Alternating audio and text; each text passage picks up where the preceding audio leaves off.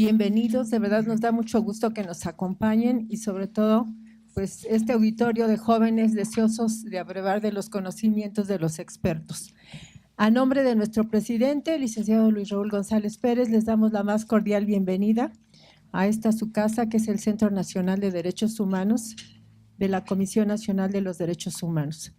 Reciban también un afectuoso saludo por parte de nuestra directora general, la doctora Julieta Morales Sánchez.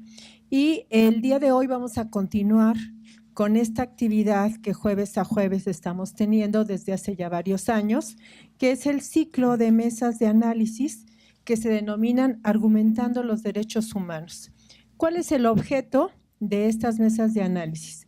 Bueno, pues ver los distintos enfoques de los temas de actualidad directamente vinculados con la protección de los derechos humanos.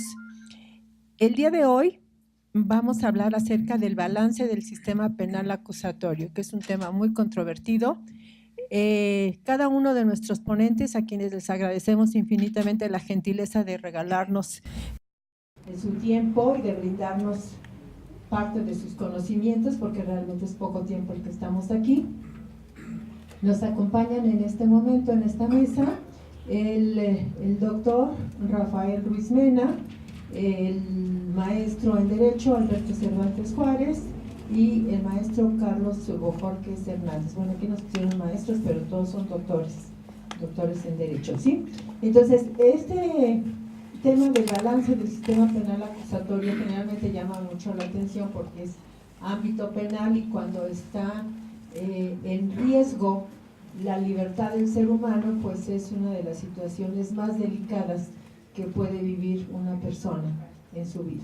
Entonces, pues debemos tener alguna parte de prevención siempre, y ustedes, estudiantes de la licenciatura en Derecho, es uno de los temas que van a tener presente en el ejercicio profesional o en las distintas actividades que realicen dentro del ejercicio profesional.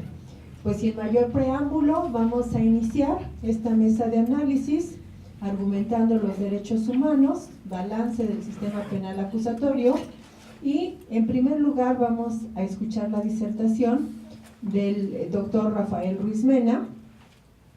Les voy a dar una pequeña síntesis curricular del doctor.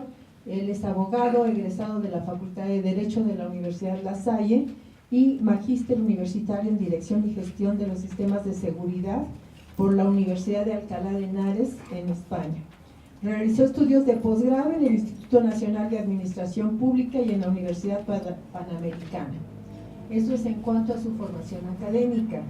En el servicio público, el doctor Ruiz Mena ha colaborado, entre otras instituciones, en la Procuraduría General de Justicia del Distrito Federal, donde se desempeñó como coordinador de programas preventivos de la Comisión para la Prevención del Delito, en la Comisión Nacional de Seguridad, como director general de Política y Desarrollo Policial, y recientemente en la Procuraduría General de la República como director general de Planeación Estratégica, en el Centro Nacional de Planeación y Análisis de Información, CENAPI, y en la Subprocuraduría Especializada en Investigación de Delincuencia Organizada, en el CEIDO, como director general de Análisis y Fiscal.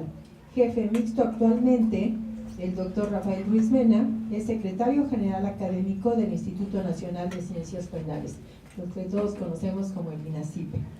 El doctor ha sido catedrático del Departamento de Derecho de la Universidad Iberoamericana y de la Universidad de Anáhuac del Sur, y también lo es de la Universidad La Salle y de la Barra Nacional de Abogados. Es miembro de la Barra Mexicana del Colegio de Abogados y creó y condujo un programa televisivo, Expediente INACIPE, durante un año, 2009-2010. Este se transmite por el canal judicial de la Suprema Corte de Justicia de la Nación. Y podríamos seguir hablando de la trayectoria profesional del maestro Ruiz Mena, pero pues mejor le damos el micrófono para que continúe platicándonos acerca del tema que vamos a abordar hoy, y que es balance del sistema penal acusatorio. Bienvenido, maestro. Gracias, doctora Mariana Horta. Un gusto estar aquí en este Centro Nacional. Le ruego un saludo a la maestra Julieta, compañera catedrática precisamente de la Barra Nacional, y a mis colegas, compañeros de la mesa de honor. para hablar el día de hoy de este tema que me parece que es muy apasionante y que además sigue siendo un tema vigente pese a que la reforma constitucional fue en el 2008. Nos han asignado una participación aproximada de 15-20 minutos, entonces voy a tratar de ser muy concreto en 2 puntos y simplemente dar una suerte de referencia, de antecedente para lo que vamos a hablar. Todos ustedes saben, la mayoría de los que están acá por lo menos, que esta reforma al sistema de seguridad pública y justicia del 2008 trajo, entre otros temas, el advenimiento del sistema penal acusatorio en nuestro país. Ustedes saben, se estableció una vacatio legis de 8 años para efecto de que finalmente el 18 de junio del 2016 todo el país ya tuviese implementado el sistema acusatorio, amén de que del 2008 al 2016 cada estado, conforme se sintiera preparado para esto, en los distintos términos, emitía la declaratoria correspondiente, y es así que algunos estados antes del 2018 estaban ya en esa circunstancia. 2016, perdón, son 8 años del 8 al 16. En ese marco, en el 5 de marzo del 2014, se expide el Código Nacional de Procedimientos Penales. En la temporalidad pues, fue un poco tarde, de los 8 años a los 6 se hace la norma adjetiva. Saben que cada estado conservó su propio código sustantivo, porque en inicio el plan era que hubiera un Código Nacional Penal sustantivo. Pero bueno, finalmente hubo una serie de discusiones y llegamos a eso. Poco tiempo después, en diciembre de ese mismo año, se expide la Ley Nacional de los MAS, de los Mecanismos Alternativos de Solución de Controversias en Materia Penal, y finalmente ya en 2016 entramos en todo el país al sistema penal acusatorio. Bueno, yo la breve reflexión que quiero hacer en 2 minutos es la siguiente. Yo creo que este sistema acusatorio se debate en una circunstancia de 2 corrientes. Una, el garantismo, que todos ustedes conocen también. Uno de los máximos representantes vivos de esta corriente es Luigi Ferrajoli, el jurista italiano, y podremos decir, grosso modo y de una manera resumida, que el garantismo es un sistema que pone a la persona en el centro de la atención. La persona es lo importante. Y por eso lo dota de una serie de derechos fundamentales, incluso derechos fundamentales procesales, como ya algunos doctrinados empiezan a hablar de derechos procesales de carácter humano, derechos humanos procesales, que nos proporciona la norma, tanto la norma fundamental como la norma secundaria. Cuando ese individuo que está en el centro le son respetados todos esos derechos fundamentales y procesales que le otorga la norma constitucional y la norma secundaria, estamos precisamente en presencia de esto que se ha convertido en una frase que ya es muy común incluso entre los no abogados, el debido proceso. Entonces, cuando se cumplen y se respetan todos los derechos a esa persona, estamos en el debido proceso. Si no respetamos alguno de los derechos, ya no hay debido proceso y nos encontramos en circunstancias donde es cierto que eventualmente una persona puede alcanzar la libertad, aun cuando presumiblemente, de una manera casi muy certera, sea una persona que ha delinquido o incluso haya cometido un delito grave. Esta corriente pelea con la que denominó un profesor holandés, John Verbal, como el eficientismo penal, donde es precisamente lo contrario y surge a raíz, o él identifica su nacimiento más formal a nivel global con los atentados a las Torres Gemelas, donde precisamente lo importante no es la persona, lo importante es la seguridad nacional, la seguridad de un país. Y si para eso hay que violar eventualmente derechos humanos de personas, es correcto porque hay un bien superior que es el de la nación. Y por eso es que en esta reforma constitucional del 2008 hubo también normas de excepción tratándose de delincuencia organizada, ¿sí? Incluso el querido doctor Sergio García Ramírez se refirió a la reforma como un vaso de agua con unas gotitas de veneno, siendo una buena reforma, garantista, a juicio de algunos, me incluyo, hipergarantista, pues tenía ahí esos detalles. Y se supone que son normas temporales, que ya llevan 11 años, como muchas normas temporales en nuestro país, porque las normas de excepción en materia de delincuencia organizada, esas sí entraron al día siguiente a su publicación en el Diario Oficial. Entonces ya llevan 11 años. ¿Cuál va a ser la temporalidad? El día que afortunadamente la delincuencia organizada no sea un flagelo, como lo es ahora, y que eventualmente se puedan ir revirtiendo. Mientras tanto, ahí estarán. Comento esto porque estas normas de excepción en materia de delincuencia organizada, pues desde luego meten ruido al sistema y al proceso en su conjunto, como es el caso al que me voy a referir respecto al balance del sistema penal acusatorio. Por ejemplo, el arraigo. Creo que no habría mucha discusión, y más estando en el lugar en el que estamos, el Centro Nacional de Derechos Humanos, de que el arraigo pues es violatorio de derechos humanos. ¿Sí? Ahora, ya no es inconstitucional, porque lo pusimos en la constitucional, que es una circunstancia que solemos hacer los mexicanos. Para que algo no sea inconstitucional, lo ponemos en la Constitución, ¿no? Y grosso modo este debate de si hay normas constitucionales que sean inconstitucionales, ahorita la respuesta es no, no las hay. Lo que puede ser inconstitucional es el proceso de creación, pero subsistimos con ellas. Y esta corriente nos ha llevado, por ejemplo, a la circunstancia de la reciente reforma al artículo 19 constitucional en su segundo párrafo, donde aumentamos el catálogo de delitos de prisión preventiva oficiosa. Hablando de tipos penales en lo particular, pues casi pasamos de 9 a 20 casi, ¿sí? Porque hay ciertos tipos ahí señalados que se desdoblan ya en varios cuando lo vemos en la norma secundaria. Entonces, digamos, es ir a contrapelo o contrasentido lo que es el sistema penal acusatorio. Y precisamente esta introducción me da pie para referirme al tema que yo quiero abordar, que es el de herramientas que ya nos da la ley, pero que no hemos ocupado y que no les dimos la suficiente importancia y que yo considero que son fundamentales para avanzar en estos temas. Ustedes seguramente han echado un ojo al artículo 105 del Código Nacional de Procedimientos Penales, que nos habla de los sujetos en el proceso. Ahí encontrarán en alguna de las fracciones la autoridad encargada de la supervisión de medidas cautelares y de suspensión condicional del proceso, que por el acrónimo le han denominado en toda la República UMECAS. Se llama de la misma manera tanto a nivel federal como en los estados. Hay estados, por ejemplo, que tienen 2 personas en la UMECA, que seguramente debe ser el director y la secretaria. Y hay algunas que la han conformado de una manera más robusta y paulatina, como es Querétaro, que creó un sistema que denominaron Cosmos, incluso una ley que también le denominan así, que implica una coordinación entre los poderes para ya no la llegada del sistema acusatorio, sino ya para su consolidación, no solo su implementación, ahora es su consolidación. ¿Por qué es importante las UMECAS? Porque 2 de cada 3 personas que se les determina una medida cautelar distinta a la prisión preventiva, no la cumplen. Y entre otras cosas no la cumplen porque no hay autoridad que se encargue de verificar el cumplimiento de esas medidas cautelares, ¿sí? Y también tenemos otro problema, el que se ha mencionado mucho, sobre todo en la Ciudad de México. La administración pasada hacía referencia a lo que se conoció coloquialmente como la puerta giratoria. Es decir, personas que llegan 1, 2, 3, 4, 5 veces a una agencia del Ministerio Público acusados de delitos ciertamente menores o no graves, y que desde luego no implican prisión preventiva oficiosa, y que salen una y otra vez. Y esas son las 2 herramientas que yo me quiero referir. ¿Por qué?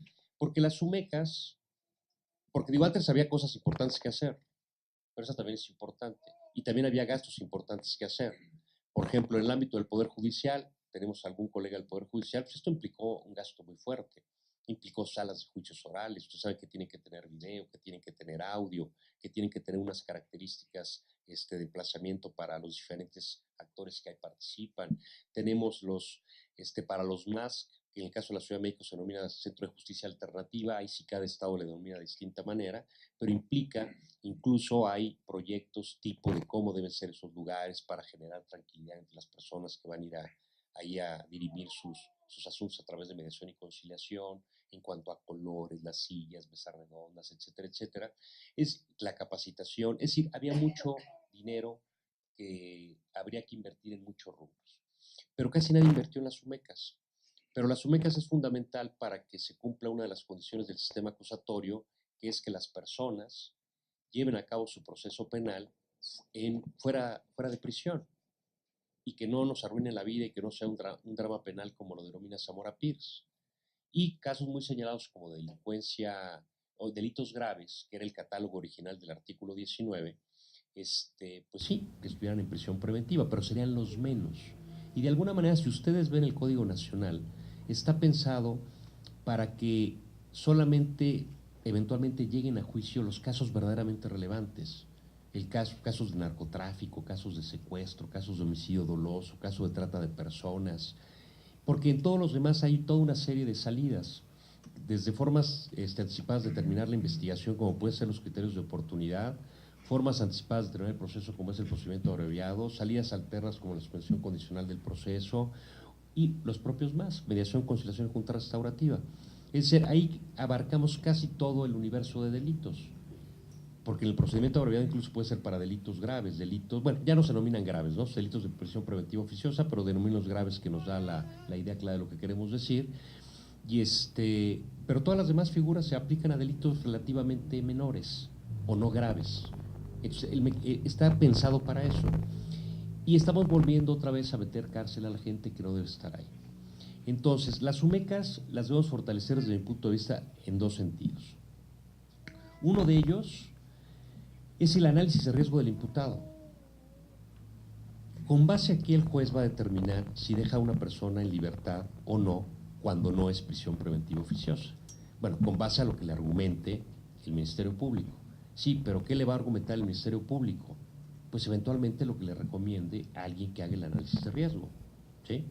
Por ejemplo, peleó mucho la autoridad federal de la administración pasada, pero finalmente ya en esta administración se empujó, que volvieran a ser delitos de prisión preventiva oficiosa, la aportación de armas para uso exclusivo del ejército.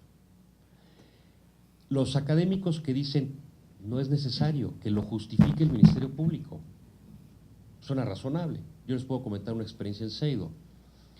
En Durango se detuvo a unas personas por X cosas, pero entre otras traían armas en los autos, y en la cajuela traían un lanzacohetes, ¿sí? Como el que tumbaron el helicóptero en Jalisco. Bueno, eso ya será suficiente razón alegárselo al juez para que lo deje en prisión preventiva oficiosa, ¿no? ¿Qué otro argumento? ¿Para qué va a querer alguien un lanzacohetes, no? Bueno, el juez finalmente determinó dejarlos en libertad porque eran 2 o 3 sujetos. Lacónicamente el juez después comentó, no se puede platicar en la audiencia y eso, pero el mensaje fue el siguiente y creo que es contundente. El mensaje fue que él vivía ahí, y creo que es lógico, ¿no?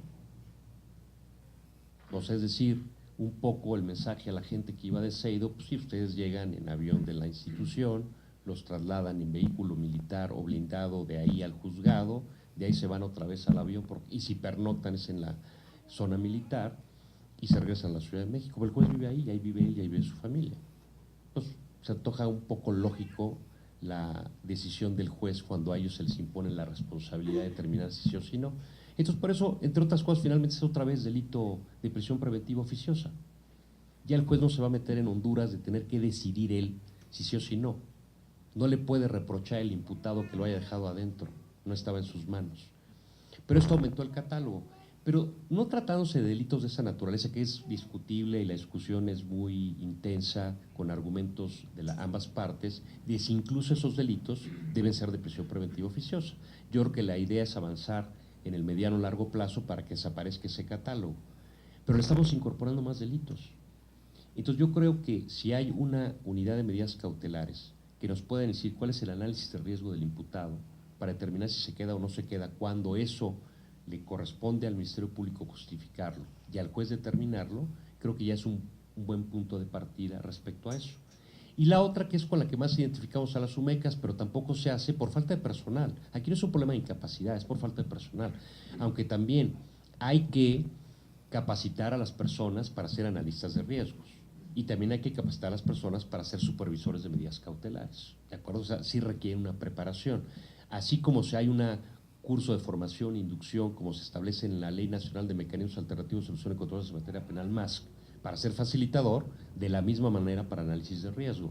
Ustedes imagínense a quien trabaja y toma las decisiones en el mecanismo de defensa de periodistas y defensores de derechos humanos. Imagínense con base en qué van a tomar ustedes la decisión, si le dan protección y de qué naturaleza a un periodista.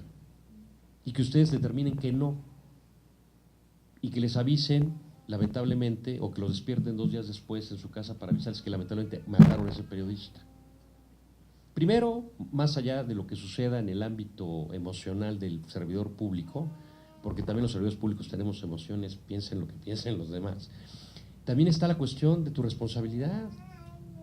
Entonces, ahí hay analistas de riesgos.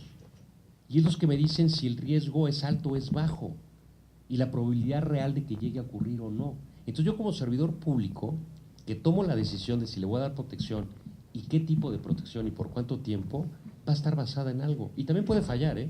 Pero ya tienes un basamento para la toma de tu decisión. Igual el juez e igual el Ministerio Público para justificar. Y como ya se me va a agotar el tiempo, comento rápidamente lo de la puerta giratoria. Yo creo que valdría la pena invertir a nivel nacional en el sistema informático que nos diga si una persona ya ha sido objeto de otro procedimiento o si de un mecanismo alternativo o si se ha acogido a una suspensión condicional de proceso o a un procedimiento abreviado. Ahorita el asunto es que no lo sabemos. O sea, si alguien delinque en la alcaldía de Venustiano Carranza y luego en la de Coyoacán, el juez o el Ministerio Público que lo llevó al juez de control correspondiente no sabe que el Ministerio Público de Venustiano Carranza ya lo había llevado también por un asunto similar o un delito también menor. A lo mejor ya con esa segunda o tercera remisión ya hubiera podido justificar que no le dieran la libertad otra medida cautelar distinta a la libertad, sino que hubiera sido prisión preventiva. Y ese sistema se está echando a andar, pero la verdad es que no es eficaz, y mucho menos a nivel nacional. Y la verdad es que lo podemos hacer, me refiero como mexicanos. Se hizo, por ejemplo, para el registro civil en todo el país. Si ustedes se casaron en Sonora, pueden ir ahorita a la oficina de Arcos de Belén en el centro de la ciudad y pedir copia certificada de esa acta en Hermosillo, Sonora. O sea, se pudo ya hacer en materia civil, ese esfuerzo lo lideró Leticia Bonifaz. Entonces yo creo que eso es fundamental para efectos de sistema penal acusatorio por lo que respecta a lo que se ha denominado puerta giratoria. Porque esos pequeños detalles, que pueden ser, que son importantes pero parecen pequeños, son los que van creando la percepción en la población de que eso no está funcionando. Con esto de la puerta giratoria y que la gente ve que de pronto alguien que aparentemente está debidamente señalado como responsable de algo, pero sale por una falla en el proceso, porque no se calificó de legal la detención, lo cual no es culpa del juez, porque ahora los investigadores tienen que empezar a lidiar con que hay cámaras en cada esquina, ¿no? Entonces de repente dicen, el juez de control y la defensa le sale con que les pone la cámara que dice exactamente lo contrario. Pero incluso no hablando de una cuestión de ilegalidad en la detención, hay que ser muy cuidadoso respecto a todo esto de cuando la persona no llegó a prisión preventiva. Entonces, el hecho de que no estén llegando a prisión preventiva genera en la sociedad un ánimo de que hay impunidad, ¿no? Porque estamos acostumbrados a meter a toda la gente a la cárcel. Pero entonces, digamos, no están yendo a prisión preventiva, pero sí están sujetos a proceso y están siendo vigilados, ¿no? O sea, hay una autoridad real. Y en el segundo supuesto, señores, no hay puerta giratoria. Quien ya por segunda o tercera vez lo hizo, está en prisión preventiva justificada por antecedentes, ¿no? Como se ha visto en esto. Y yo creo que son cosas que paulatinamente podemos echar a andar y debemos echar a andar, porque si no, yo creo que va a pasar un poco, mucho lo que pasó con los derechos humanos. Y aún así mucha gente lo sigue diciendo. Al principio de esta historia de los derechos humanos, ya institucionalizados y la Comisión Nacional, la gente decía que los derechos humanos servían para proteger a los delincuentes. Y aún así hay personas que lo siguen diciendo. Entonces, a un sistema acusatorio adversarial, la gente dice que genera impunidad.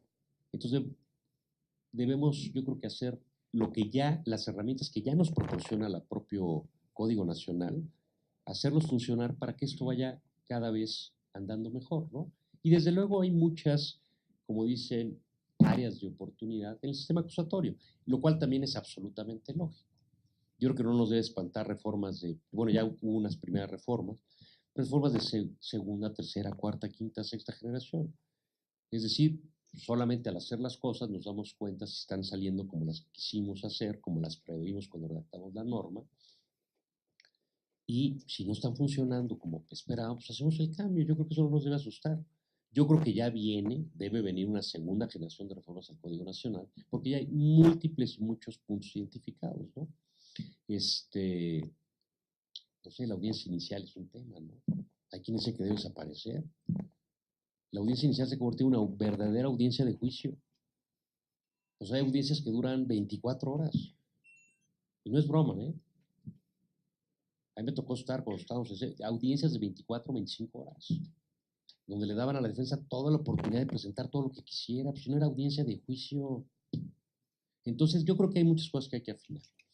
Yo particularmente me quise referir a estos dos puntos que creo que han sido un poco abandonados y creo que abonan mucho o abonarán mucho al sistema penal acusatorio. Yo me quedo con esas ideas en términos del plazo que nos han dado y si después se da la oportunidad, con todo gusto estoy con el más amplio gusto de poder platicar con ustedes. Gracias. Pues muchísimas gracias, maestro. Pues vamos a darle un aplauso al maestro, realmente.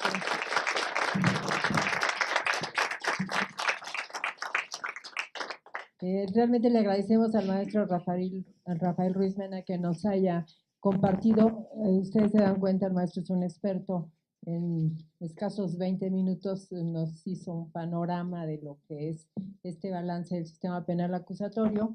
Y bueno, pues estamos a 10 años precisamente de haber iniciado todo este proceso y creo que, como nos estaba indicando, pues tiene cosas muy positivas, tiene cosas negativas.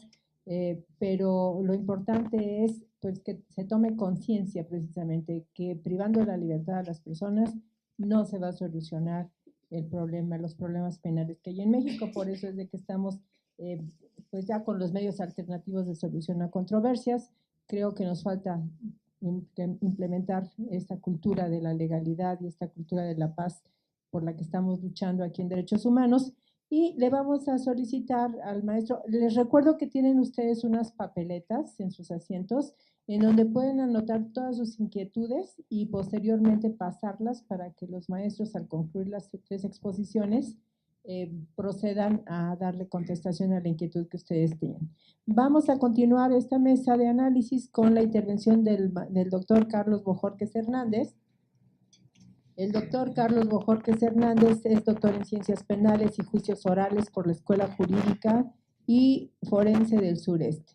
Es maestro en Juicios Orales y Sistema Acusatorio, con mención honorífica por la Escuela Jurídica y Forense del Sureste, y obviamente su licenciatura es egresado de la Facultad de Derecho de la Universidad Nacional Autónoma de México.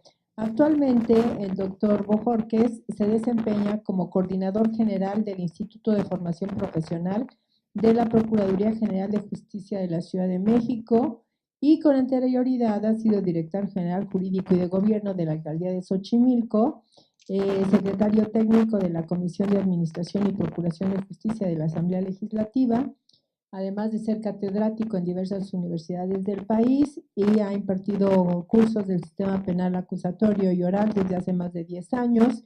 Y algo que me llamó mucho la atención de su vasto currículum es que cuenta con más de 2,000 videos de audiencias propias en el ejercicio profesional en el nuevo sistema acusatorio, así como en etapa de ejecución de sentencias. O sea, su expertise amplio y vamos a escucharlo. Gracias. Muchas gracias.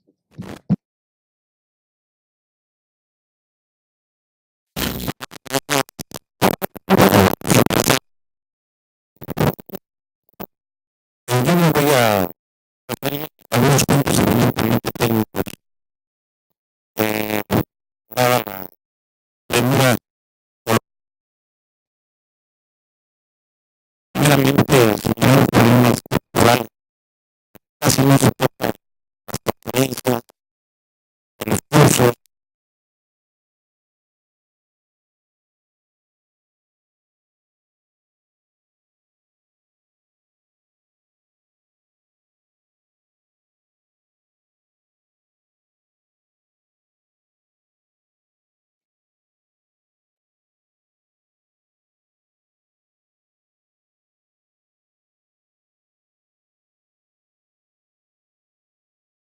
Investigación, porque esto trajo como consecuencia principalmente la debacle en la capacitación, que ese es uno de los graves problemas que tiene el sistema acusatorio y oral, adversarial y oral. Evidentemente, las universidades, y con tristeza digo porque yo soy egresado de la Facultad de Derecho, por allá por 2009, un poquito antes, por noviembre, diciembre de 2008, fui al posgrado de la Universidad estaba de directora la doctora Elvia Arcelia Quintana, ya que de alguna manera conocemos a todos los profesores, para efectos de tomar o de ver si se estaban dando ya algunos cursos de capacitación en la Facultad de Derecho. Y resultó que incluso se burlaron los profesores y dijeron que eso nunca iba a entrar en vigencia, que ese sistema no era propio para los mexicanos. Me encontré por ahí algún profesor de los que recuerdan ustedes, llamamos vacas sagradas, en aquellos años de la facultad. En la librería Gandhi acababa yo de comprar un promedio de 10, 15 libros de sistema acusatorio, esto fue en 2008. Y al momento de pagar, se acerca el maestro y me dice, ¿cómo está, compañero? Bien. ¿Qué hace? Pues dice, ¿y esos libros? Es puro derecho comparado, ¿no? Le digo, no, maestro. La reforma constitucional del 18 de junio ya fue emitida para el sistema acusatorio, pero eso no va a entrar en vigencia. ¿Cómo cree, compañero? Eso nunca va a entrar en vigencia. Le digo, pues usted era de los que más nos decían que el famoso mandamiento del decálogo de los abogados, estudia porque el derecho se transforma constantemente y cada día, el que no estudie cada día será menos abogado. Lo que muchos no nos dimos cuenta fue que la reforma constitucional de golpe, perdón el lenguaje, de golpe y porrazo, nos hizo 50% menos abogados, al menos en el aspecto procesal. Sí, y como todo el mundo tuvo la esperanza de que la reforma fuera hacia atrás, ¿verdad? Hasta la fecha algunos dicen, esa reforma va para atrás, no va a pasar, sin saber que no es voluntad y que fue un gran problema entre las diversas fracciones de los implementarla, que fue Felipe Calderón el que bajo la influencia colombiana nos metió el llamado derecho penal del enemigo en la Constitución, incluyendo la delincuencia organizada, sí, en la Constitución, por favor. ¿Quieren su reforma? Hay que incluir la delincuencia organizada. Y empezó a pasar el tiempo. Empezamos a buscar las opciones más viables para la capacitación. ¿Y qué pasó? En algunos casos, antes de tocarme, porque soy certificado por CETEC y capacité a nivel nacional en diferentes tribunales, antes de ello busqué una escuela donde yo pudiera aprender el sistema acusatorio, ¿verdad? Y me encontré con que mucha charlatanería había, y lo comercial es decir, juicios orales, ¿sí? Pues si ponemos sistema acusatorio, pues no tenemos clientela. Y esa es la realidad, juicios orales. Y por todos lados encontramos algunas escuelas. ¿Qué es lo que sucedió? No me voy a alargar mucho con este tema. ¿Qué es lo que sucedió? Ante la ceguera, la desviación de recursos, la ceguera en el sentido de la conciencia de que era indispensable capacitarnos para enfrentar los nuevos retos de un sistema de justicia penal acusatorio diferente al que estábamos acostumbrados, porque yo provengo del viejo sistema, ¿verdad? Y jamás cambiaría, jamás volvería al viejo sistema, ni tampoco considero que sea la puerta giratoria. Aquí está su señoría, ahí me ha tocado litigar en el Estado de México, litigar en varios estados de la República, y a veces nos quejamos en otros estados de la República diferentes a la Ciudad de México, ¿sí? De que se usa mucho la prisión preventiva justificada, la que nuestros agentes del Ministerio Público aquí en la Ciudad de México no saben debatir en las salas de audiencia preliminar, cuando tratamos de justificar en la audiencia inicial, en su momento, ¿sí? La necesidad de cautela, el riesgo, etcétera, ¿sí? Y no sabemos, o sea, no tenemos claridad, y ahorita estamos hablando del Código Nacional, yo estoy hablando de los códigos procesales sustantivos previos al Código Nacional, ¿sí? En algunos estados donde ya estaba vigente el sistema acusatorio. Lo mismo, la defensa técnica y adecuada. Eso lo encontramos en el artículo 17, el 131, 132, la obligación del juez de garantizar una defensa técnica y adecuada como un derecho humano, como un derecho fundamental derivado del artículo 1 de la Constitución. Segundo y tercero, ¿sí? Del derecho de convencionalidad, la Convención Americana de Derechos Humanos, ¿sí? Para preservar la presunción de inocencia, garantizar una defensa adecuada, ¿sí? ¿Y qué pasó? ¿Qué pasó con ese detalle? Y se los digo porque a mí me tocó ver en salas de audiencia preliminar cómo los jueces llegaron a correr a defensores por evidente ineptitud y desconocimiento del sistema, ¿verdad? En aquel tiempo no había la posibilidad, como ya en el nacional, ¿verdad? En el nacional nos dicen hay que designar a hay que requerirle que designe un nuevo abogado en un término de 3 días y de lo contrario se le designará un defensor de oficio para que lleve a cabo la audiencia. Y si no lo hace, nos hemos encontrado con resoluciones de la sala que reponen el procedimiento aún con una sentencia condenatoria, ¿sí? Que dicen no hubo una defensa adecuada. Sí, en aquel tiempo me tocó ver cómo delante en las salas corrían a los abogados. Pero también tenemos un lado en la Procuración de Justicia. Hoy me ha tocado estar del otro lado, capacitando. Con toda vehemencia estamos hacia la transición a la Fiscalía en la Ciudad de México y la administración pasada nos dejó con muy malas prácticas. Además de que los abogados somos los responsables de nuestra capacitación. Llámese, los servidores públicos están sujetos a la capacitación de una institución, pero yo tuve compañeros de instituciones que se capacitaron conjuntamente conmigo en diferentes lugares.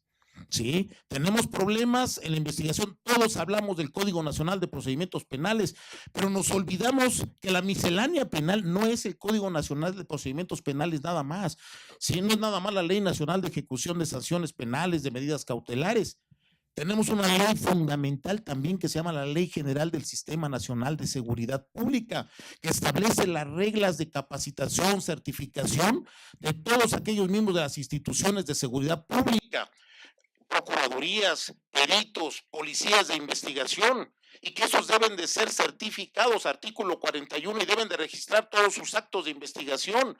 Sí, y de no ser así, no pueden permanecer en las instituciones de seguridad pública, y es un requisito de ingreso a nivel federal incluso. Hoy, el superior jerárquico que permita el ingreso de un servidor público, ministerio público, policía de investigación o perito a las fiscalías o a las procuradurías, en el caso de la Fiscalía General de la República, será sujeto de separación y se le abrirá responsabilidad de carácter penal.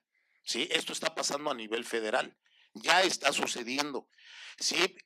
En la Ley General del Sistema Nacional de Seguridad Pública también se nos habla de cuáles son las formas en que deben de conducirse los policías, y estoy hablando de todos los policías. Ahí me tocó capacitar policías estatales, municipales, investigación, sí, incluso procesamiento de escena del crimen, zona del hallazgo, procedimientos de procesamiento para efectos de fijar, levantar, embalar, enviar al laboratorio. Todas estas prácticas no se han llevado. Ese es el gran problema. Hay graves prácticas en la investigación y hay un desinterés grande de los abogados. Quiero decirles que a mí me corrieron de 2 escuelas como catedrático. ¿Por qué? Porque me tocaba llevar a los alumnos a las salas de audiencia preliminar. Tenía yo clase de 7 a 11 de la mañana y tenía yo una audiencia a las 9 y me llevaban mis alumnos de primer cuatrimestre.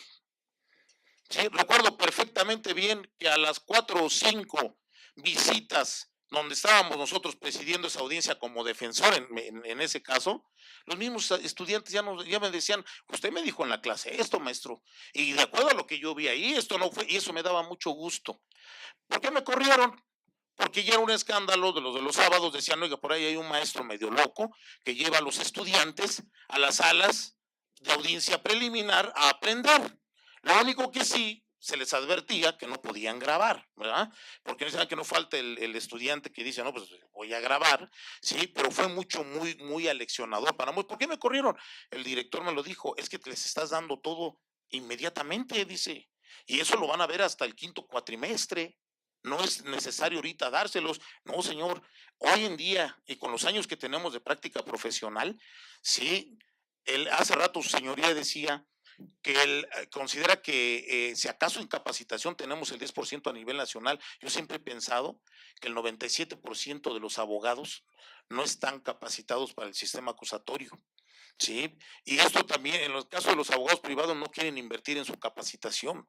Sí, tenemos también en la Defensoría Pública abogados que muchas veces en un acuerdo, y esto se da mucho en la Ciudad de México, en un acuerdo en el que su representado tiene posibilidades de ir a un juicio oral, en algunos casos donde hay elementos para poder llegar, que son muy pocos, se entiende que el sistema acusatorio, desde luego, que no pretende, o sea, pero esa es una etapa de juicio oral cuando nosotros hemos llegado a la conclusión que tenemos los órganos de prueba, los medios de prueba que ya han sido ofertados en la intermedia y que podemos sostener una teoría del caso para efectos de llegar al tribunal de enjuiciamiento, ¿sí? Y poder lograr sustentar una teoría del caso para obtener una sentencia que nos pueda favorecer, etcétera. Sí, sin embargo, nos encontramos con malas prácticas a nivel nacional y aquí en la Ciudad de México. Es más fácil decirle a la persona que es más adecuado un proceso, un procedimiento o un proceso abreviado, un medio alternativo, sin explicar muchas veces que el delito, por ejemplo, es superior a 5 años, o que si la pena, o que si el delito es, por ejemplo, con una penalidad que vaya de 20 a 30 años, dicen, bueno, va a ser la mínima, es un homicidio, va a ser la mínima, después de 70 vas a estar 40 años en prisión, ¿sí? ¿Y qué sucede? Y eso es una realidad, se los quiero decir. ¿Qué sucede? Es una especie de team back como cuando jugábamos fútbol americano, que es de los Cóndores de la UNAM, ¿sí? Donde nos poníamos de acuerdo, ¿verdad? Donde nos poníamos de acuerdo de cuál iba a ser la jugada. Y hoy en la Ciudad de México la jugada es que se ponen de acuerdo, quiero decirlo así, muchos jueces, ministerios públicos y defensores públicos y a veces hasta privados, para efectos de llegar de una vez a una solución definitiva, ¿sí? Aunque le arruinen la vida al detenido, al procesado, etcétera, ¿sí? Entonces, el fenómeno es de que hoy en día tenemos falta de capacitación, esa es la realidad, pero tenemos otro problema. ¿Quién capacita? Hoy, hace años, en CETEC se manejaron recursos federales. Fui testigo cuando fui a capacitar a Jalisco, donde en una licitación de una empresa eran 10 millones de pesos, podemos decirle, la postura, el principio, y entre los postores, por decirlo así, lo que más se bajó eran a 8 millones de pesos, pero uno que dijo 5. Oye, pues con eso vas a pagar apenas a los docentes, ¿sí? Con eso apenas, no importa. Metían la lista de docentes certificados y realmente presentaban a dar la clase a supuestos profesores que no conocían el sistema o que iban a teorizar a las aulas. Y eso fue durante años. Hoy hay otro problema. Estamos hablando de los recursos del FASP, pero vuelvo yo a repetir, lo digo por experiencia propia. ¿Quién distribuye y bajo qué criterios? Hoy estamos sí, porque a partir de 2014, después de que entre el Código Nacional y se empiezan a dar cuenta los abogados a nivel nacional que hay una deficiente capacitación, ¿qué sucede? Ahora sucede que esos recursos, ahora sucede que hay escuelas de juicios orales como plagas. Sí, hoy no voy a decir nombres, me da tristeza porque hay amigos muy estimados en la facultad, que eran los principales detractores del sistema acusatorio. El presidente del Tribunal Superior de Justicia de la Ciudad de México, el anterior, sí, era su principal detractor que proviene de una sala. Sí, era su principal detractor y resulta que más de la mitad de los jueces que tenemos en la Ciudad de México eran sus cuates. ¿Sí?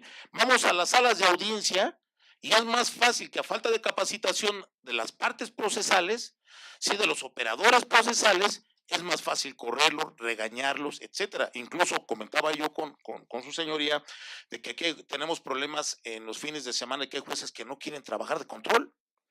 Sí, dicen la puerta giratoria, no hay tal puerta giratoria, hay corrupción. Sí, hay corrupción y ese es un problema, pero también tenemos la culpa los operadores. Si establecemos determinadas medidas, vete una suspensión condicional, pues ¿cómo era una suspensión condicional si me estás asesorando mal? Podemos llegar a tal acuerdo. Claro, hay jueces de control que dicen, no, pues el delito es superior a 5 años, sí, etcétera, o al procedimiento abreviado, otro medio alternativo de solución de conflictos, o los criterios de oportunidad no se utilizan prácticamente. ¿Por qué no se utilizan? Por la corrupción. Por ejemplo, quiero recordar en Chalco, hace algunos años nos decían, oye, los criterios de oportunidad se venden a 100 mil pesos, te recibe el policía municipal afuera y con él, ¿sí? Y lo mismo les puedo decir, me tocó en Hermosillo, me tocó en Durango, me tocó en Oaxaca, me tocó en Quintana Roo, ¿sí? Son prácticas malas, ¿sí? Que dan una apariencia de que el sistema acusatorio no opera. Falso, eso es falso. Porque como decíamos hace rato, los grandes abogados del viejo sistema hoy no se paran en las audiencias. Estamos en la curva del aprendizaje. Sí, la curva del aprendizaje de menos va a ser de 20 a 50 años. Nada más que ahorita yo considero esto una década perdida, porque nadie se dio cuenta, o gran parte del foro de abogados no se dieron cuenta de la realidad. Hoy, por ejemplo, nosotros en el Instituto de Formación Profesional estamos haciendo, ya hicimos un pacto con la Embajada de Estados Unidos, iniciamos en unos días un curso que vienen del área de narcóticos de Estados Unidos, traemos ya gente de la DEA, ¿sí? Especialistas en técnicas de investigación, específicamente para la policía. No estamos hablando que es lo mismo el sistema anglosajón a nosotros, porque no tenemos un jurado, y eso ya fuimos claros con la embajada. Iniciamos el curso, ¿sí? El curso sobre analistas de información. La práctica profesional en el sistema acusatorio nos ha enseñado que necesitamos analistas de información que procesen la información para el Ministerio Público, para que procesen la información que en un momento dado se lleva a cabo durante la investigación inicial. O tenemos el problema incluso de los informes policiales homologados. El informe policial homologado, sí, ha sido muy criticado, incluso por extranjeros que están nacionalizados en México, que dicen que es darle mucha carga a la policía. Habría que preguntarles si supieron lo que era aquí el servicio secreto, lo que era la División de Investigaciones para la Prevención de la Delincuencia, lo que era la Dirección Federal de Seguridad, lo que era la Brigada Blanca, lo que era la Policía Judicial Federal en las épocas de Florentino Ventura, del Borrego Guzmán, de toda esa fauna, que lo único que trajeron, incluso las reuniones de los escuadrones de la muerte, que venían a ponerse de acuerdo aquí en los edificios de la Dirección Federal de Seguridad, sí, para quebrantar todo el sistema de justicia. A esto llegamos, por eso hay quienes se sienten gravemente afectados. Pero yo sí quiero saber, porque creo, no sé cómo habla de tiempo, maestra. Sí. Sí.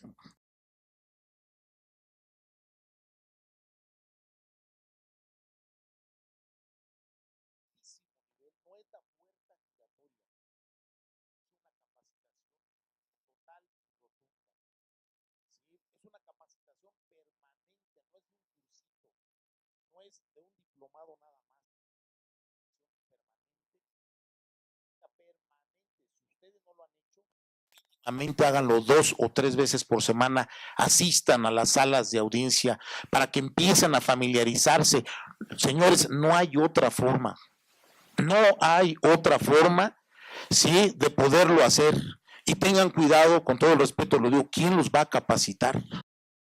Negocio, es un gran negocio, ¿sí? Incluso los que fuimos, ya para concluir, los que fuimos certificados por CETEC, por decirlo así, y que eran exámenes donde nos inscribíamos 3,500, 4,000 gentes y nada más pasábamos 200 o 300.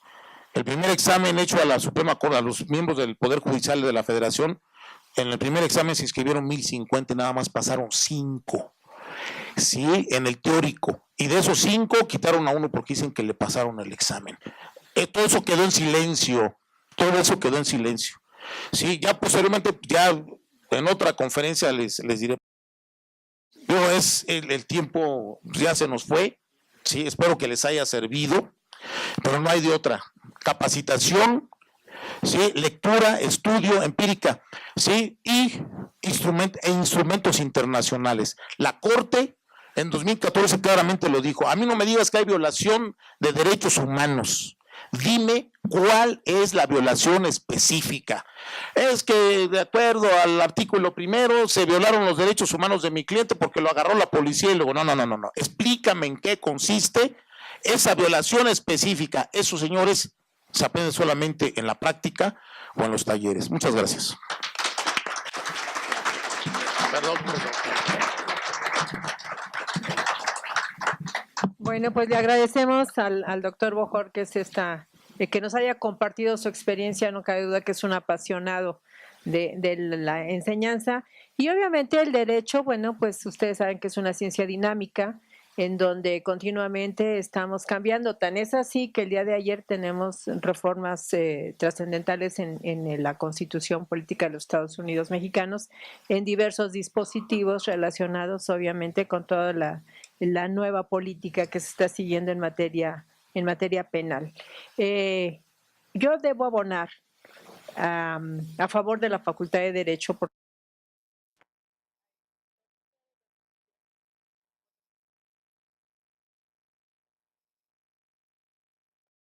capacitadores de la Universidad de Nebraska, de la Universidad de Texas, de la Universidad de Carolina del Norte, que vinieron a capacitar a los profesores de Derecho Penal en el sistema penal.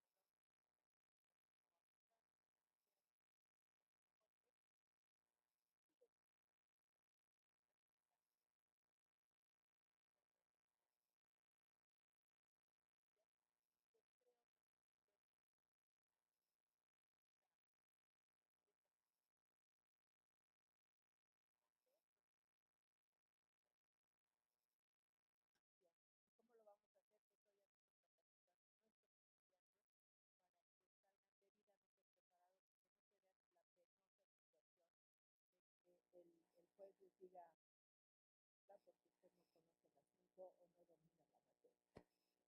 En eso podemos ponernos. El día de ayer, Derecho, actualizando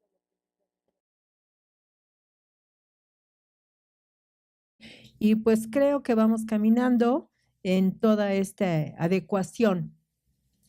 Por eso estamos hablando de un balance del sistema penal acusatorio.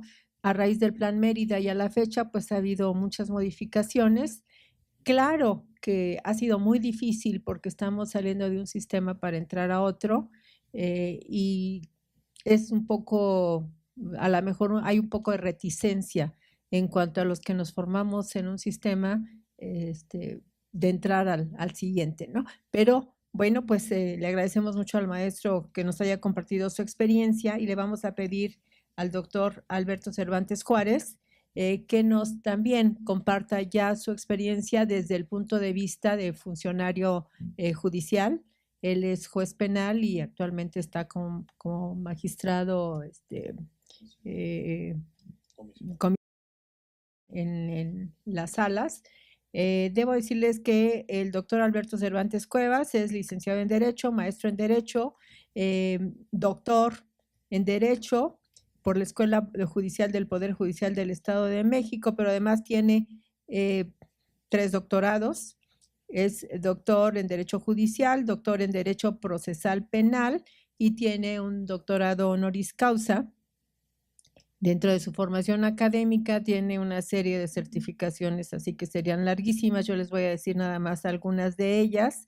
Es diplomado internacional en litigación penal por la Universidad Alberto Hurtado Santiago de Chile, diplomado en el sistema procesal penal acusatorio y oral en el Estado de México por la Escuela Judicial del Estado de México, diplomado en estrategias didácticas y evaluación por competencias, estas competencias que actualmente es digamos, la panacea en cuanto a tratar de tener lo mejor de cada uno de los estudiantes. Certificado en el Diplomado Internacional en Litigación Penal Adversarial por la Universidad de la Ciudad de Santiago de Chile. Tiene un certificado en técnicas avanzadas de contrainterrogatorio por la California Western School of Law de San Diego, California. Tiene curso de formador de jueces, formador de formadores de jueces, docente certificado por examen de oposición CETEC, programa integral de capacitación de las naciones de las unidades especializadas en el combate al secuestro, tiene el curso internacional en destrezas de litigación oral, también por la Universidad de San Diego, curso internacional de técnicas avanzadas de contraexamen, celebrado en Lima, Perú, y su doctorado honoris causa que le fue entregado en el Senado de la República recientemente, apenas el 8 de marzo de 2019. En su ámbito del ejercicio profesional, él se ha formado como, pues deberíamos de hacerlo todos desde las bases. Él inició como meritorio, luego como taquimecanógrafo, como secretario judicial, como secretario proyectista, como juez de primera instancia, juez de control y de juicio oral, y actualmente tiene la comisión como magistrado en la primera sala penal de Tlalnepantla, México. Es juez de enjuiciamiento penal del Poder Judicial del Estado de México.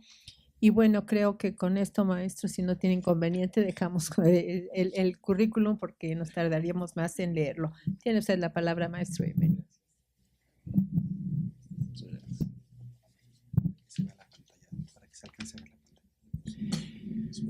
Buenas tardes, es un gusto y un honor estar en esta sede de la Comisión Nacional de Derechos Humanos y compartir con ustedes algunas experiencias desde el punto de vista jurisdiccional. En primer lugar, agradezco esta oportunidad al presidente del Poder Judicial del Estado de México porque debido a su agenda era el invitado y me comisionó para representarle.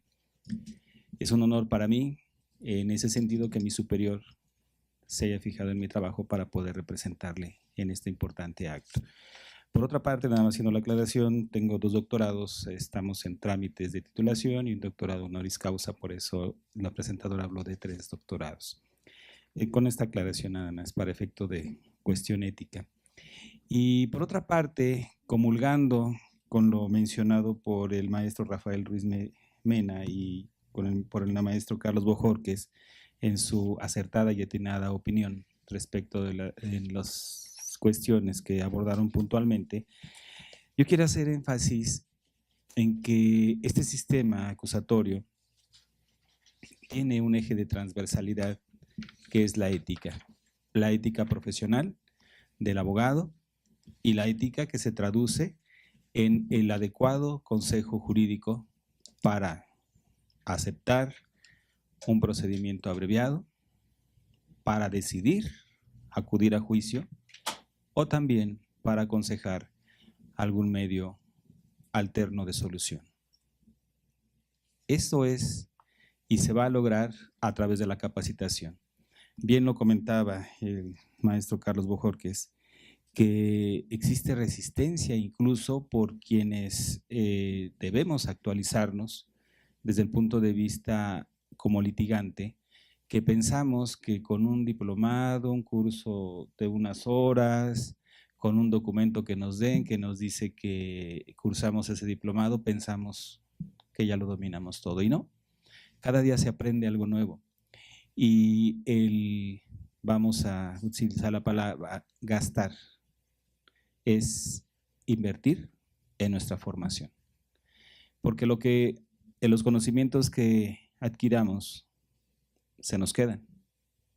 Y eso nos va a permitir cobrar más, ser más eficientes y eficaces en la función del litigio.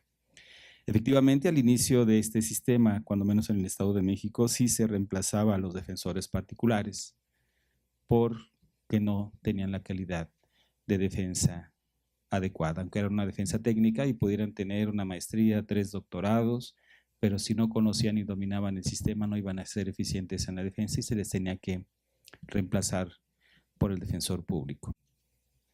Ahora ya casi no ocurre porque hay una preparación, una necesidad, y también comulgo con lo expuesto por el maestro Bojórquez en el sentido de que aquellas vacas sagradas, y es un término coloquial jurídico, para referirnos a aquellos maestros que en las aulas eran nuestra imagen de respeto, pero ya cuando los vemos en la vida práctica, vaya, fracaso en cuanto a esa idea que teníamos de su capacidad. Y se han ido extinguiendo porque no han querido actualizarse. Salvo honrosas excepciones que como servidor, yo creo que nosotros venimos de una formación, como lo dijo el maestro Bojórquez y también el maestro Rafael, venimos de una formación del sistema tradicional, pero esa necesidad de actualizarnos es lo que nos mantiene vigentes. Bajo esta perspectiva vamos a hablar de manera específica del aspecto fundamental que se requiere para poder y atreverse a estar en una audiencia ante un juez en este sistema acusatorio.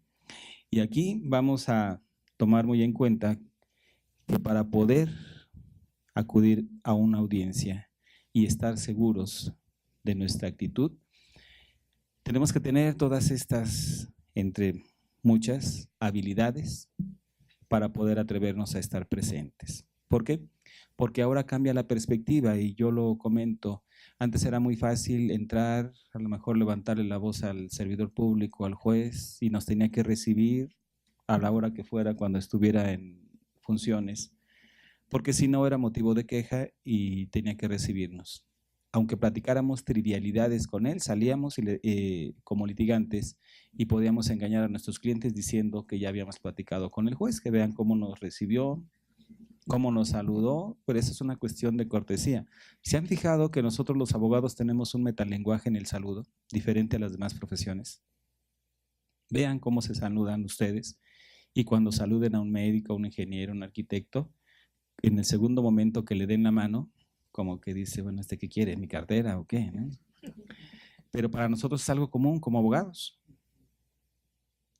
Entonces, la cortesía del saludo, en ese sentido, implica eso, cortesía y atención. Implicaba en el sistema y se mal utilizaba. Ahora, como ustedes saben, en el sistema acusatorio, todo está videograbado. Desde la entrada de los juzgados, ya no podemos decir, retirarnos del edificio y decir que estábamos enfermos, ¿no? Y que por eso no acudimos, porque la otra parte nos va a descubrir a través de ese principio de contradicción. Y tampoco podemos hacer o decir aberraciones en la audiencia, porque todo queda videograbado y no podemos mencionar lo que me refería el maestro Bojorquez en el sentido, es que yo quise decir y el juez debió entender. No, aquí no, y valga esta expresión muy, a lo mejor coloquial y vulgar en el sentido de que los jueces somos muy, en lo particular yo, muy tontitos, y si no me lo dicen con manzanas cada quien, como ahora se requiere, no se suple. Y bajo este principio que se habla de igualdad de derechos y que bien tocó el maestro Rafael hablando del garantismo, que se llegó al grado del hipergarantismo, de velar únicamente por los derechos de los imputados. Con la reforma constitucional ya se habla de un principio de igualdad en donde para el juzgador los derechos del imputado y los derechos de la víctima están en un mismo plano para respetar el debido proceso. No se afectan y entonces se duplica el campo de acción para los defensores particulares, defensores en este sentido, porque ahora así como van a ser defensores del imputado, van a querer ver o pretender que un dispositivo se aplique en determinado sentido, pero horas más tarde van a tener la calidad de asesores jurídicos y ese mismo precepto van a querer que se aplique en distinto modo. Luego entonces eso habla de una preparación necesaria para que podamos desempeñar una adecuada función y ser eficientes. ¿Qué se requiere ahora como litigantes? La investigación, señores. Eje fundamental del trabajo, del buen desempeño que se tenga en cualquier audiencia de las 3 etapas de las que consta este sistema acusatorio es la investigación. ¿Y es una obligación? Una obligación que a los defensores particulares, a los litigantes, les va necesariamente a llevar a que trabajen en conjunto, que como mexicanos nos cuesta trabajo. Trabajar en grupo, porque siempre, aquí nos recordamos de la cubeta con los cangrejos, ¿no? Nos cuesta trabajo soportar la idea de que alguien puede saber en algún aspecto algo más que nosotros. Y aquí me viene la idea, el pensamiento de Atienza, que dice que vamos a escuchar la verdad ajena como queramos que sea escuchada la nuestra, porque eso nos va a permitir, primero, corroborar que estoy en lo cierto en mi idea, o corregir el error en el que estoy. Trabajar en sociedad y además tener casi de cabecera a un criminalista. ¿Por qué? Porque es necesario ir al lugar de los hechos, verificar si efectivamente lo que mencionó la víctima, lo que mencionó el testigo, el ofendido, el elemento de la policía, corresponde con el escenario donde se desarrolla o de donde se desarrolló el drama penal, parafraseando a Zamora Pierce. Y ver si efectivamente corresponde, reitero, a la versión, que es un elemento subjetivo, con los elementos objetivos, que sería una pericial. Es necesario investigar, ya el abogado que quiera únicamente ir a ver qué está haciendo el Ministerio Público, ir a checar la carpeta, estar al pendiente y que citar a sus clientes en el despacho, platicar con ellos, ver qué vamos a hacer. Es un abogado que se va a extinguir, que no va a saber qué hacer en la audiencia y va a inventar, que es lo más grave y delicado, porque no se va a poder sostener una mentira, sobre todo si la víctima o ofendido se constituyen como coadyuvantes, tienen esa calidad, que ahora ya son parte en todo momento, van a tener el abogado particular, va a tener que lidiar con dos adversarios en la otra esquina. ¿Sí? Y en este sentido lo tenemos, como bien mencionaba el maestro Borjor, que es el artículo 17 del Código Nacional, nos establece las obligaciones de la defensa. Entre ellas estas, necesarias y obligadas. Fíjense cómo el Código Nacional, que bien lo mencionaba el maestro Rafael, requiere una transformación, una adecuación a algunos aspectos que ya se puntualizaron. Y a mí me viene a la mente, por ejemplo, los términos, los plazos. Cuando se dicta el auto de apertura a juicio, el Código Nacional dice que no menos de 20 días hasta 60. Y dice uno, ¿por qué tanto tiempo? Si hablamos de 20 días, estamos hablando de prácticamente un mes. ¿Por qué esperarse un mes si ya no hay ningún acto procesal que tenga que llevarse a cabo? ¿Y eso qué permite? Con tristeza, como juzgadores, que ya no se localice a la víctima, que la víctima sea amenazada, que la víctima sea convencida, de alguna manera cubriendo el pago de la reparación del daño y dándole un poquito más para que se desaparezca y no vaya. Y eso dificulta, porque ahora el Código Nacional ya pone limitantes para que no se pueda incorporar por lectura, salvo las excepciones que establece el mismo código.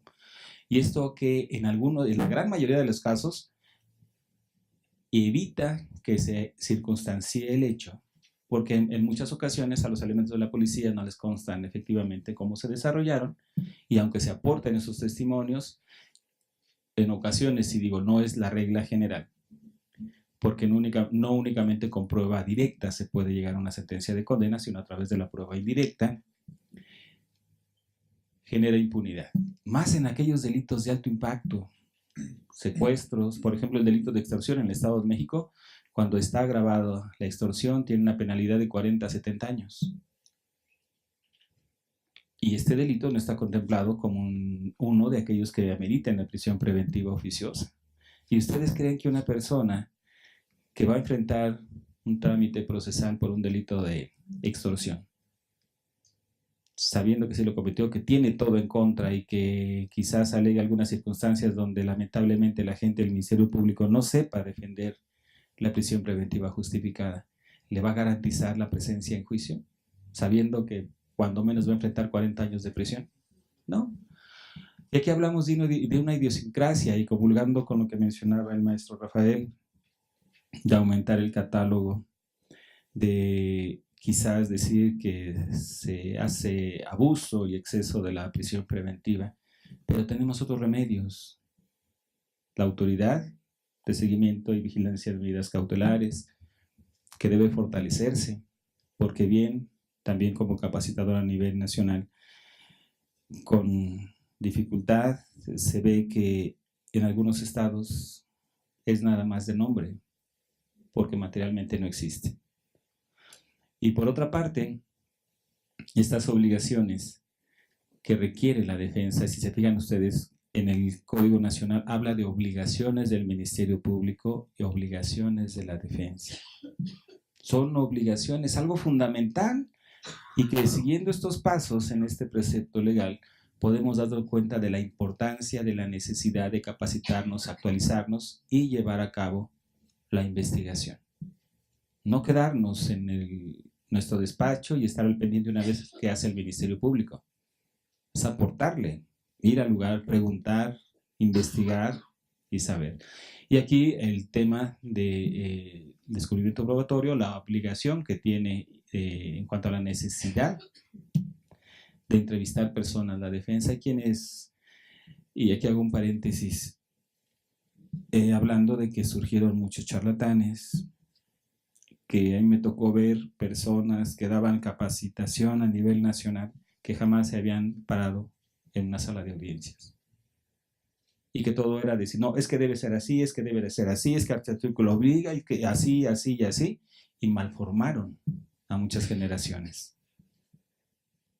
¿No? Una cuestión es la práctica, como bien lo dijo el maestro Bojor, que es con su grupo donde le dieron las gracias de la universidad. Una cosa es el aula y la otra cosa es la práctica. Desde solo ir a sentarse a uno de los lugares, estar frente al juez y saber que atrás de nosotros hay un sinnúmero de ojos que no sabemos quiénes son y que todos están pendientes de nuestra actuación. Y aquí ya no se le puede echar la culpa a nadie. A nadie. Y si se han fijado en la Comisión de Derechos Humanos, cuando menos en el Estado de México, las quejas por actuaciones de autoridades judiciales del órgano del Poder Judicial del Estado disminuyeron en más de un 90%. Porque antes era muy fácil decir, yo creo que hay parcialidad, es que yo vi que el juez hizo esto, yo vi que entró a platicar, yo vi que el otro no.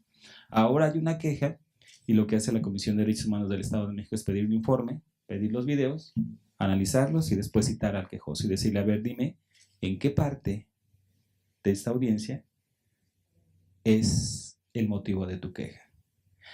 No, es que el juez debió entender que yo lo que quería decir, adiós, ¿no? Ya se es más objetivo. ¿Sí? Esto en cuanto a la necesidad de capacitarnos. Después, una necesaria investigación. Y nos lo refieren diversos preceptos del código. Les decía que en este sistema hubo varios charlatanes, varias corrientes de interpretación del sistema acusatorio, desde el enfoque chileno, que es de donde viene la mayor parte de nuestra influencia, el derecho colombiano, muy poco del argentino, y en esa temática un poco de USAID, otra perspectiva totalmente distinta, en donde, por ejemplo, en las capacitaciones en el extranjero, la idea es objetar absolutamente todo. No sabemos, ¿no? Aquí nuestro sistema es totalmente distinto. Se debe saber cuándo, cómo y en qué momento. A veces la pregunta, aunque mal formulada, ni le beneficia, pero a mí sí, y de todos modos por sistema, objeción. Y dices, caramba, te está ayudando y te estás oponiendo, ¿no? Eso es falta de conocimiento, falta de capacitación. Se requiere conocer el caso. ¿Y a través de qué? De la investigación. De tener la primera fuente de información del imputado. Así como yo siempre platico de esto, que para llegar a una teoría del caso, que esa palabrita de teoría del caso nunca la vamos a encontrar en una ley. ¿No? Es una cuestión doctrinal, pero al fin y al cabo muy ilustrativa de la estrategia que se va a seguir. Y yo lo comparo siempre con los médicos.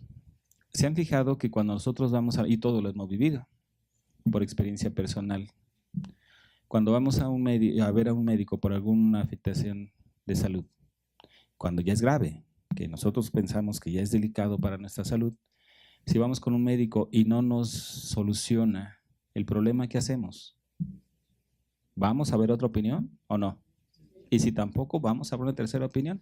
Aquí voy a la cuestión de que si no somos eficientes como defensores, el asunto no lo van a quitar. Quienes han sido litigantes se habrán percatado que en ocasiones el asunto lo toman desde el inicio ante la gente del Ministerio Público, le dedican el tiempo suficiente, las 48 horas, a estar ahí pegados y ver qué se hace, qué no se hace. Y cuando llegan al juzgado al día siguiente para la audiencia de formulación de imputación, caray, de pronto alguien llega, algún familiar, ya cuando se van sentando y les toca el hombro y dice, Lic, ¿me permite? ¿Qué pasó? ¿Sabe qué es que ya mi primo, mi tío, mi abuelito, su mamá ya trajo a otro abogado? Oye, pero, híjole, es que él lo va a pagar. Después lo veo. Eso tiene toda una mecánica. Perdón por la palabra, pero el sistema está maquiavélicamente estructurado para que sea eficaz. ¿Qué obliga al abogado? A darse de alta en Hacienda, a pagar impuestos, para poder celebrar contratos de prestación de servicios y garantizar el pago de su trabajo. ¿O no? Porque tan fácil, híjole, lo veo luego, ¿no? Y el trabajo ya, ahí se quedó. Cóbrame cuando, ahorita no tengo LIC, luego lo veo, se acabó. Bueno, en ese sentido, con los médicos, retomo, cuando vamos a ver la segunda o tercera opinión y llevamos nuestra farmacia de medicamentos y el legajo de recetas, ¿se han fijado que el médico le decimos, doctor, fíjese que pasó esto, me siento así, ya fui a ver a tantos médicos así, mire, estas son las recetas, este es el medicamento que me han dado y no me siento bien? ¿Se han fijado que el médico jamás habla del trabajo de sus colegas? Lo único que dice el médico, bueno, mire, tal vez esto no le funcionó, vamos a cambiarle el tratamiento, ¿o no?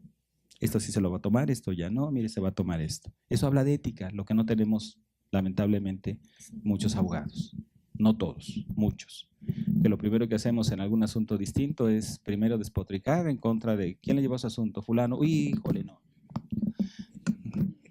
Y hablamos lo que no se imagina, ¿no? Yo lo conozco, fue mi compañero de la escuela, iba una generación antes, no sé cómo se tituló, caray, está titulado. En fin, eso es falta de ética y si se fijan ustedes, yo empecé hablando de la cuestión ética como un eje de transversalidad del sistema. Pero a lo que voy enfocado es al planteamiento de teoría del caso, a la estrategia que debemos seguir. ¿Se han fijado que los médicos, cuando nosotros vamos para atenderlo, cuando es un problema ya grave de salud que nosotros consideramos así, ¿se han fijado que el médico no nos da inmediatamente el tratamiento? ¿Qué hace el médico? Nos manda a hacer análisis, ¿o no? Y hasta que no tiene los análisis nos dice esto, esto y esto. Así vamos a seguir el tratamiento, ¿no? Pues hagan de cuenta que la teoría del caso es eso. No podemos inventar, no podemos improvisar. Debemos conocer la totalidad del asunto a través de la investigación para poder establecer una teoría del caso, una estrategia que vamos a seguir. Y ya sabemos a dónde vamos como cirujanos. No voy a andar dando tumbos e inventando a ver qué hago o a ver qué sucede. No.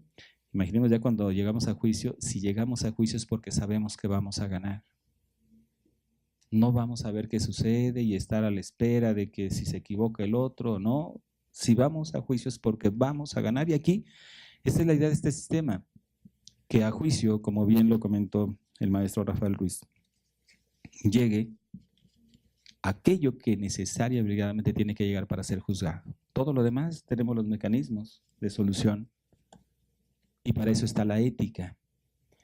Reitero, si yo como abogado, después de ver, valga la expresión, todas las cartas, es decir, las posibilidades que tiene mi defendido, le digo, ¿sabes qué? Aquí no, te voy a llevar a juicio, pero para que te impongan una pena mayor. Aquí lo recomendable es, y valga la expresión, toma chocolate y paga lo que debes, ¿no? De los males el menor, ¿sí? Entonces, la importancia de estas circunstancias es la investigación, la preparación, la capacitación bajo la perspectiva de la ética para lograr la eficacia en la actividad como litigantes. Y no escatimar, créanme, en capacitación, porque yo creo que es lo más mezquino que podemos tener para nosotros mismos, porque este es nuestro trabajo, de aquí obtenemos los recursos, de aquí nos damos los gustos quienes son solteros, quienes son casados, llevan el sustento a su familia, ¿no? Y entonces vamos a invertirle. ¿Por qué? Para ser mejores, para aprender más y para que nos busquen. Porque un cliente satisfecho nos va a recomendar, ¿o no?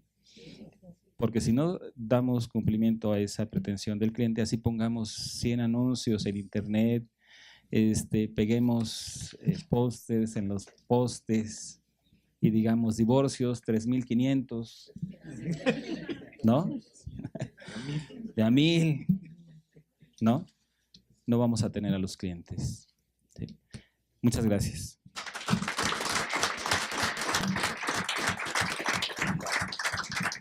Le agradecemos cumplidamente al doctor Alberto Cervantes Juárez, juez penal, compartir estas experiencias con nosotros. Y bueno, pues nos quedaremos con una reflexión. Este sistema penal acusatorio, de acuerdo con el artículo 20 constitucional en su apartado A, fracción primera, nos lleva a establecer cuál es el objeto del proceso penal acusatorio. Y nos lo sintetiza en 4 puntos básicos nada más. Esclarecimiento de los hechos, protección del inocente, que el culpable no quede impune y la reparación del daño. Como una aportación por parte de la Comisión Nacional de los Derechos Humanos, en el momento en que ustedes ingresaron a este centro, se les obsequió una cartilla que fue elaborada hace 2 años, que se llama Conoce tus derechos humanos en el nuevo sistema penal acusatorio. Yo les invitaría a que lo lean, es muy fácil, está muy sencillo, tiene una fácil lectura y además trae un interesante esquema de todo lo que es el sistema penal acusatorio. Obviamente con esta información básica y con el enfoque, el análisis de las distintas aristas que han realizado nuestros panelistas del día de hoy, hemos tenido un balance del sistema penal acusatorio muy actualizado y acorde a esta modificación, a todo el sistema que ha sufrido a todo el sistema procesal penal que ha sufrido a partir de la modificación al artículo 1 constitucional. O sea, del 2011 a la fecha han sucedido muchas cosas y muchas más van a suceder. Y atendiendo a las observaciones de nuestros panelistas, pues, ¿qué les podemos decir a los jóvenes? Estudien. Solo el estudio y el trabajo nos hará libres y eso es lo que debemos de tener siempre en mente.